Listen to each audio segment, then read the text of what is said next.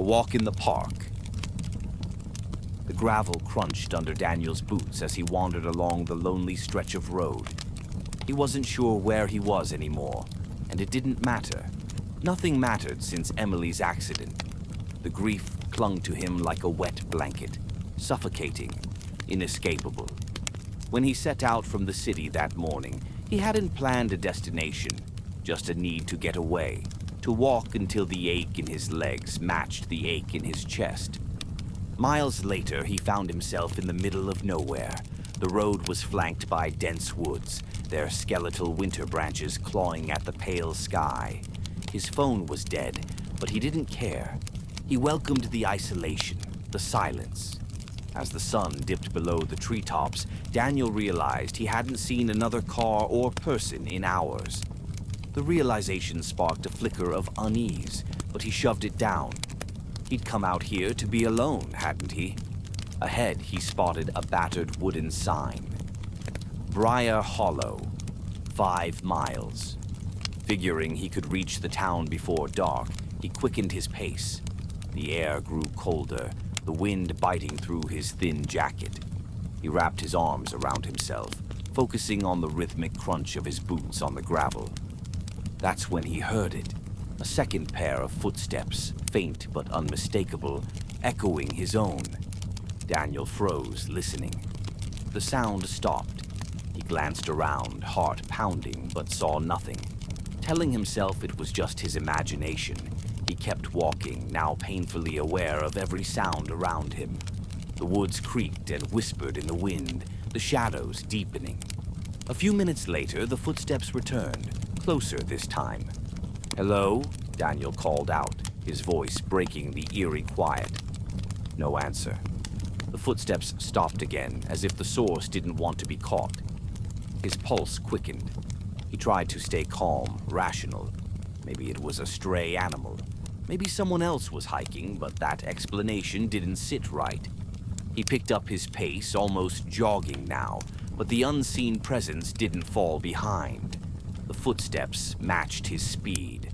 A chill of dread ran down his spine. He reached the edge of the woods where the road curved sharply and disappeared into darkness. Panic gnawed at him. He didn't want to keep going, but turning back meant walking toward whoever, or whatever, was following him. Just as he tried to steady his breathing, a voice came from the woods, low and sharp. "Hey, stop!"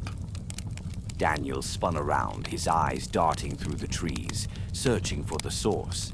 A figure emerged from the shadows, tall and broad-shouldered, face obscured by a dark hood. "Lost, aren't you?" The man said, stepping closer. "Need a ride?" "No thanks," Daniel muttered, backing away. His instinct screamed, "Run!"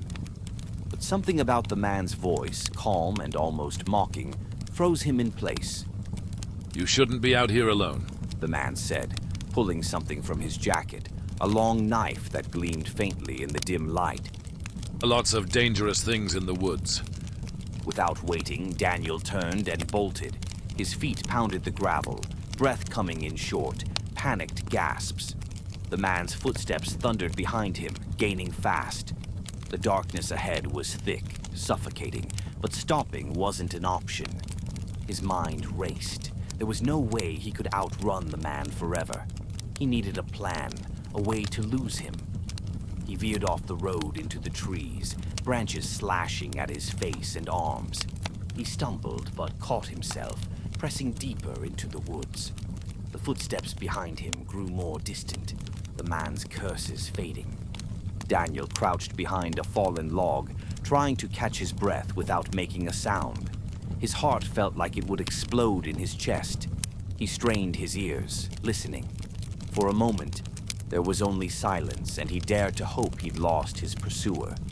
Then he heard it, the crunch of leaves, slow and deliberate. The man was nearby, searching. "Come on out," the voice called, now with a sing-song lilt. "You're only making this harder on yourself."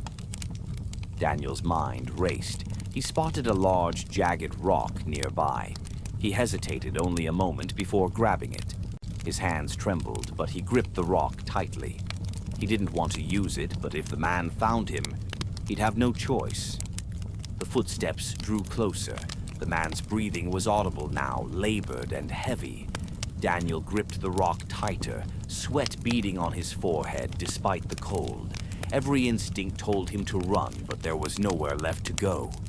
The man's footfalls stopped just on the other side of the log. Daniel held his breath. He could hear the man muttering to himself, frustrated. Fine. The man said after a moment.